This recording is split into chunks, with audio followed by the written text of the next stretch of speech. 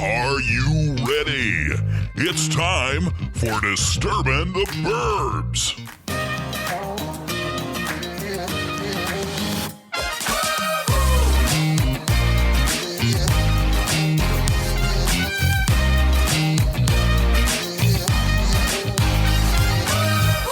Hey everybody, welcome to Disturbin the Burbs. I'm Jim Sharon. And I'm Jen Sharon. Hey, and here we go. We've got another episode ready for you guys. Pitter patter. Let's get at her. All right. Well, we made it through fucking Heatpochalypse earlier this week. We so did.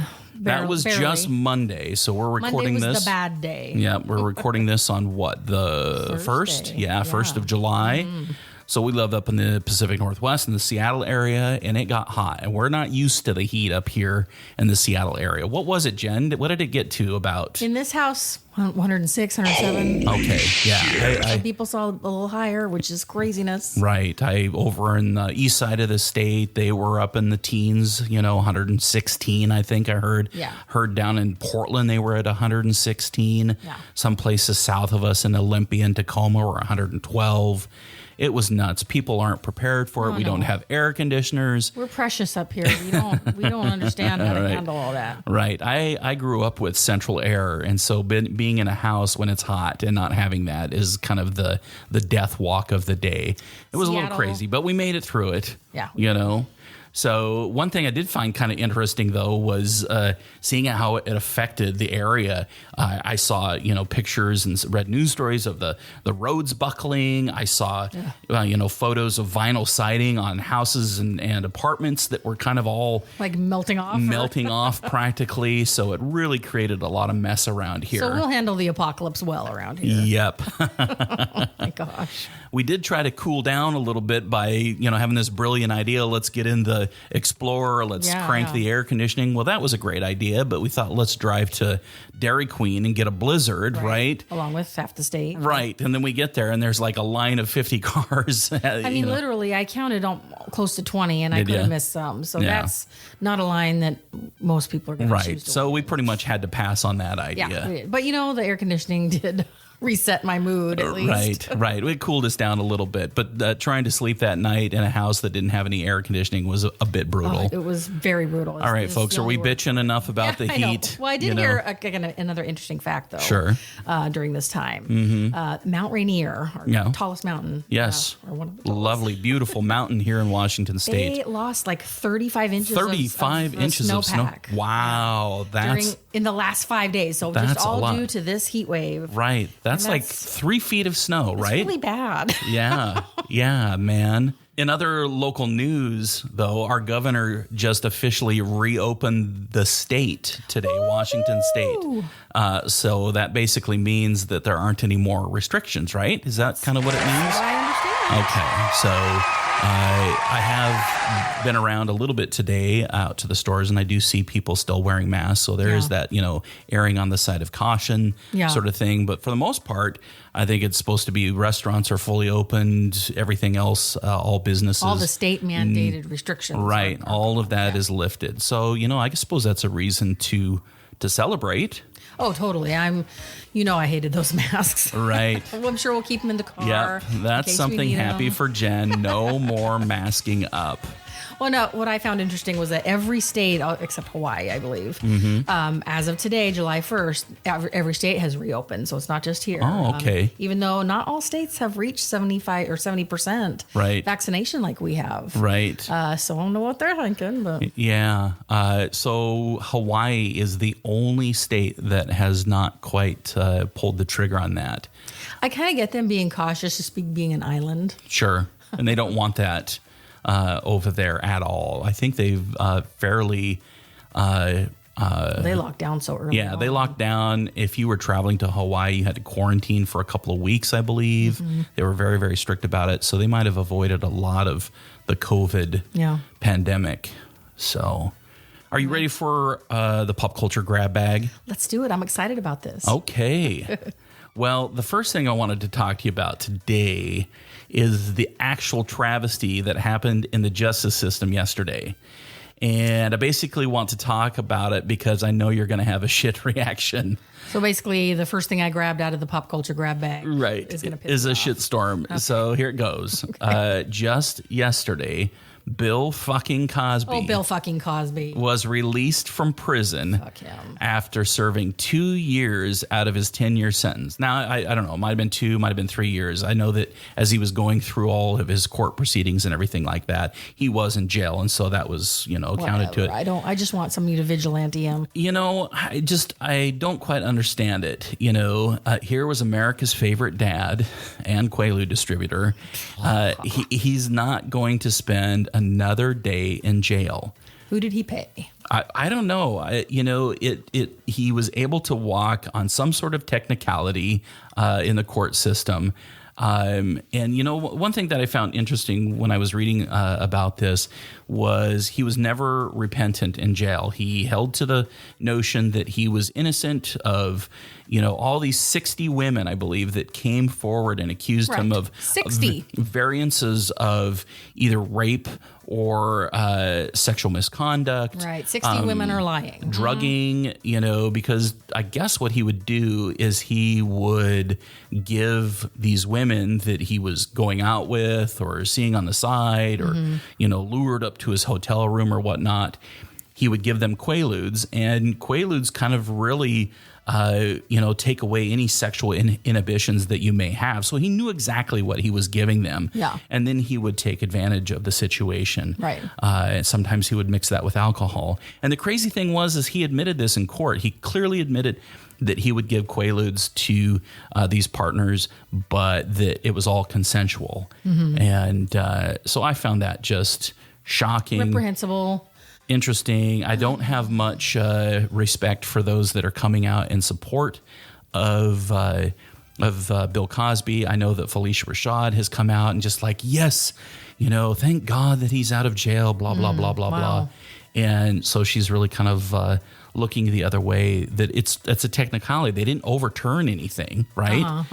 He's out of jail on a technicality. Right. His conviction wasn't overturned. So, he didn't take any sexual addiction or predatory classes that were offered in prison, and he would be able to get out on parole early if he would have taken those classes, but he never did. He never changed his story. He always said that he was innocent. So anyway, there you go. That was huge news. Mm-hmm. In other horrific court-related news, what's up? You may have heard that Britney Spears went to court last week to literally beg for her court-appointed conservatorship to be lifted. Yep. So she could get her life back, live as she sees fit. Did you hear any of that clip at all? Yeah. Yeah. And, she was adamantly talking about some of the details of what she was talking about was crazy. Like not being, her father wouldn't let her, forced her to be on birth control, right? Isn't that one of the things that I heard? Yeah, he's basically in charge of every aspect. Right. So she couldn't continue her family if she wanted to have, she was forced to perform when she didn't really want to. It's just a mess. The court totally ignored her, basically, and they denied her request altogether. Wow. Keeping her father, Jamie, he's continuing on as her conservator, and he's just, I'm sure he's happy as a clam right now. How about a little bit more lighter news? Yeah, lighter news, please. Lighten the mood a little bit. I found this exciting. Looks like Marvel started filming the sequel to the Black Panther. And It's called Black Panther Wakanda Forever. Okay. So obviously it's a huge bummer, right? That Chadwick Boseman, he obviously won't be in the movie due to his untimely demise. When we heard they wouldn't replace his character with another actor, right? Right. And the word is that the studio has promised to do it justice, in paying tribute to Boseman. Yeah. But there are no plans for a CGI likeness or anything like that. So it'll be really good to see what transpires and how they move this story forward without him. Yeah, how they kind of segue. Oh, man. I'm getting a little bit dry throat here, so I'm going to take a drink of this lovely beverage. Do you like that segue? I do like the segue, dear. What are we drinking, honey? Well, I picked up this this lovely beverage. And this is not a plug or anything. We're not making any money from this, but we're not there yet. But this is kind of going with a theme from today, and you'll find out a little bit later. But this is a company called Avid Cider Company. And I don't know about you, but it's been really cool seeing all these kind of craft beer and brewing companies and all the wonderful artwork that they're putting on the beer cans lately. So colorful on that. Colorful and artistic. And that's actually what drew me to this one. But then I saw the mix was watermelon rhubarb cider. And it's good. It's a little dry. It's pretty good. It's dry, and that's what I really find. It's not the cider of our youth where it was nice and sweet, and still hard, with alcohol in it. And now they're a little bit more dry, a little bit more tart. But this one's pretty good. It's refreshing. Kind of middle of the road as far as dryness. Yeah. So it's nice and lovely. I don't taste very much rhubarb or very much watermelon. It's very kind of light on that. It could be strawberry for all I know. Nice and summery. But yes, it is very nice. I know plenty of people like the dry ones. And summery, yes.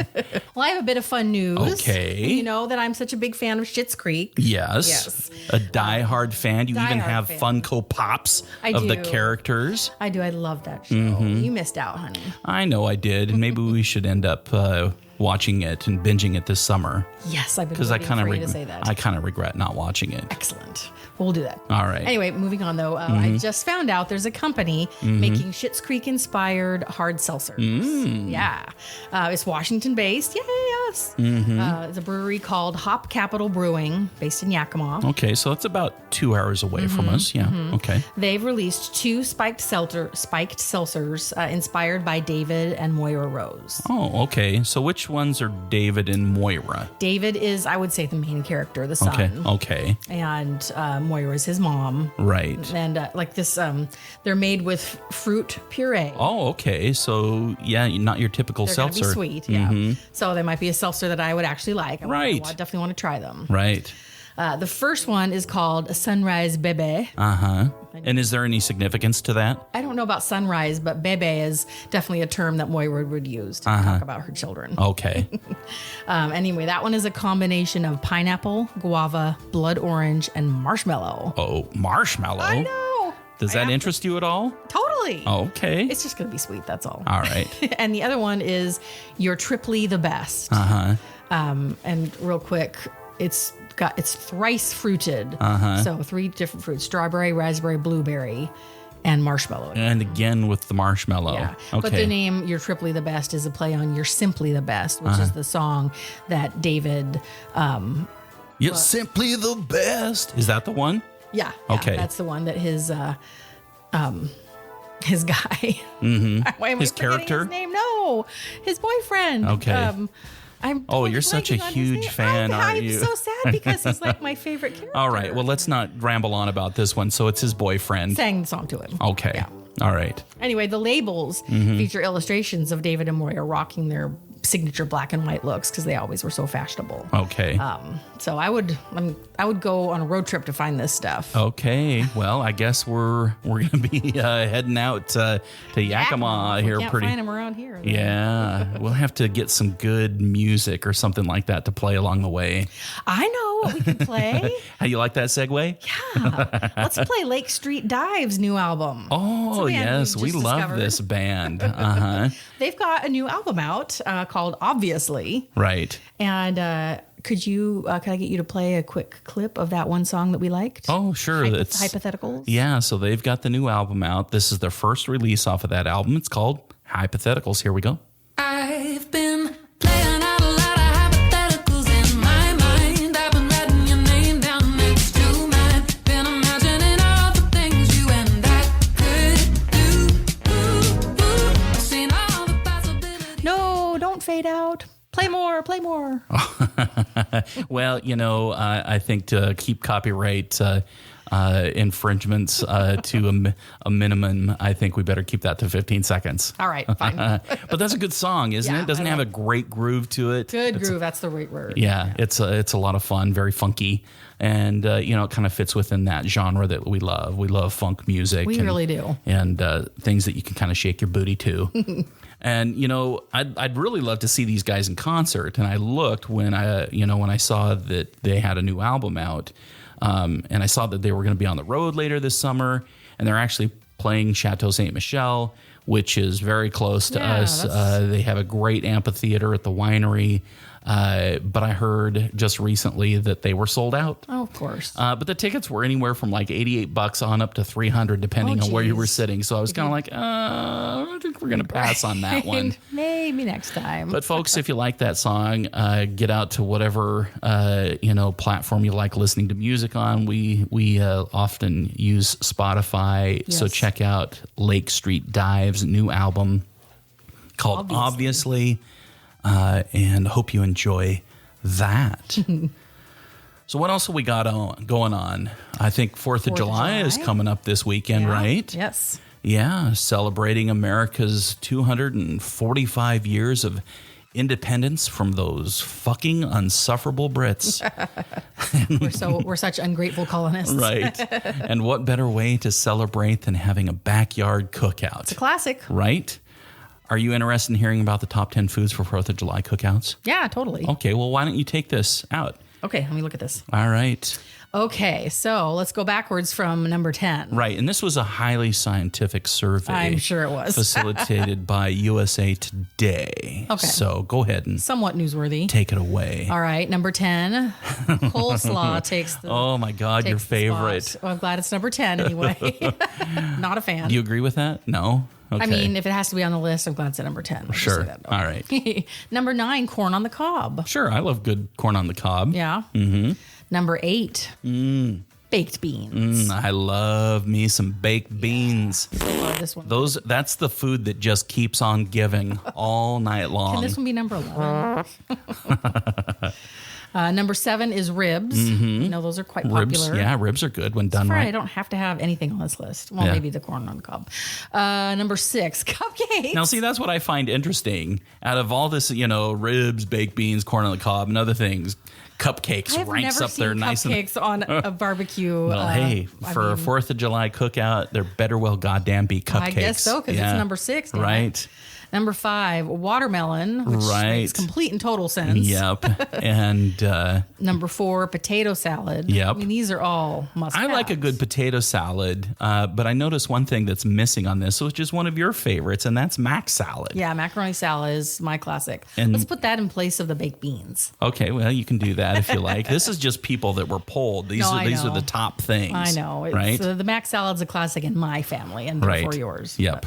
Let's see. Number 3, chicken wings. Chicken wing. Stop it. Chicken wings, I could take them or leave them. I mean, I love chicken wings, right? I'll take them anytime. Yeah. But for a cookout, I think to me it would rank much lower. Yeah. But anyway, we've got 2 left here. 2 and 1, hamburgers and hot dogs. Right. I feel like those are interchangeable, but they did give hot dogs the top spot. Right, and I would flip that. So every single time. I love me a good hamburger. Agreed. Yeah, and in fact, I think we're going to make some good hamburgers for 4th of July. Let's do it. I think we're due. Carter loves your gourmet hamburgers. My gourmet hamburgers, I make it with all kinds of stuff. I put bacon in it and Worcestershire sauce, however you pronounce that. Onion powder, garlic powder, fresh garlic. Your meat's the best, honey. Yes, my meat is the best. But what was interesting on this list, and another fine segue, is number 5, right in the middle, was watermelon. And it made me think, have you seen the craziest, latest trend that's happening with watermelon? I've seen all kinds of videos, whether it's on TikTok or Facebook or Instagram. I haven't seen it float over to Facebook, which is where I mostly am. You're the TikToker in this house. Right. Well, Facebook does have that, like Facebook videos or something like that, and they're creeping over there, and it's always branded TikTok, so people just import their TikTok videos there. But people are trying mustard on their watermelon. Have you guys seen this? This is crazy. That's gross. And you're gonna make me eat that, aren't you? Mm-hmm. And we've already planned this ahead, so I know he's gonna make me eat it. We each have our own plates here in front of us. We've cut up some watermelon, and for some reason, it must be French's mustard, right? People could put Grey Poupon or anything like that, but for some reason, the flavor of the French's mustard is the one that people swear by. Okay. Really, to me, this basically sounds like the marketing folks at French's Mustards have come up with some crazy marketing scheme to see if they can get mustard trending. Yeah. But anyway, so I made us up a little plate, and I thought, there's got to be other weird things that you could put on watermelon. Right. So basically, on air as we're recording this tonight, we're going to try a bunch of different things. But first, we're going to do the watermelon with French's mustard. So you ready to try this out? Yes, you sure put a lot of freaking mustard on here, honey. I know you don't like mustard. I really don't. But anyway, I cut them up into little squares. And so I'm going to try this. So right. Bear with me, folks. Here we go. What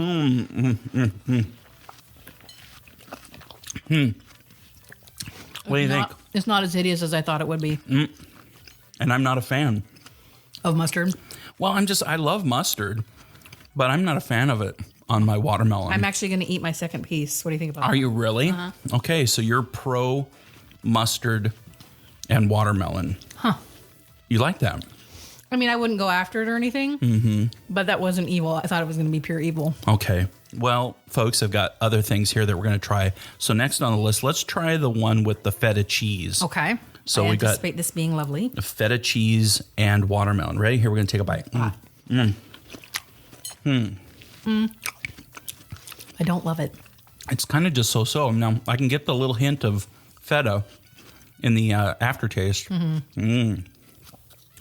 This is really making you guys want to go out and get some watermelon right now, isn't it? Yeah, I mean, we're like chewing in their ear.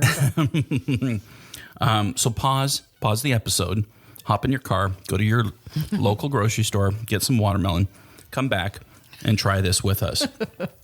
What's next, honey? The next one on the list, what do you want to do? Do you want to do the tagine spices or do you want to do the salmon? I want to save the tagine for the last because I think I'll like it. Okay, and we have one other little... Let's get that one over with next. So I saw weird things to put on watermelon, and one of them was cheese, and I thought, well, what better cheese to put on this than easy cheese? That's right, aerosol cheese in a can. So we've got easy cheese for cheese. Right, yeah, Just this is what I thought. know. Here we go. So this is the watermelon with the easy cheese. No.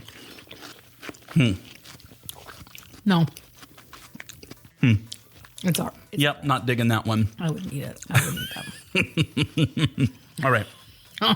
So let's do the one with the salmon real quick. So I got right. some smoked salmon and put a little piece on the watermelon. So let's try that one. All right.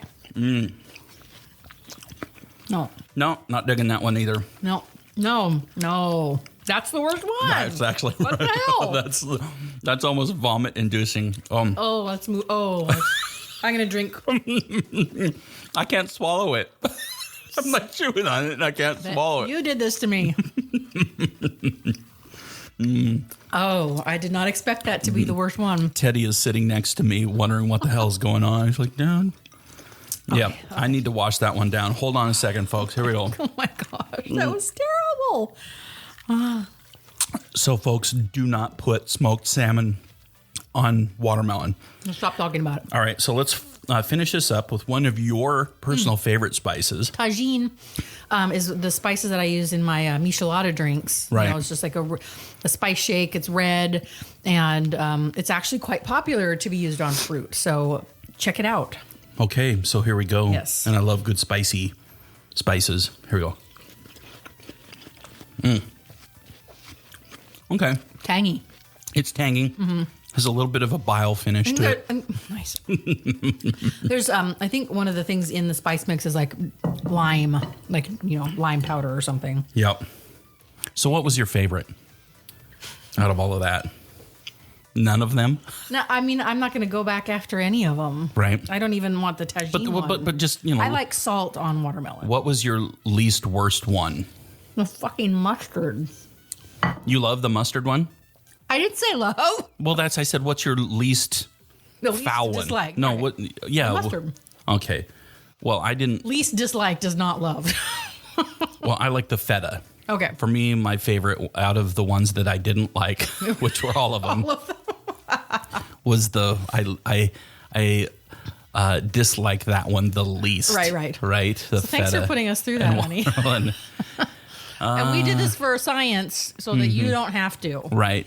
But I think, just for shits and giggles, you should get some French's mustard and try it for yourself. You might be surprised. It's worth the one bite just to say you've tried it. Yep. And that was the show, folks. We're going to wrap up right now. Hope you enjoyed it. We're going to go have some more beverages. Right. And don't forget to look for us. DisturbinTheBurbs.com. Yes, on DisturbinTheBurbs.com. First person who emails us this week gets a special swag envelope sent to you in the mail. All right, Jana, it was a lot of fun. It was fun. All right. Mostly. Until next time, gang, have a good one.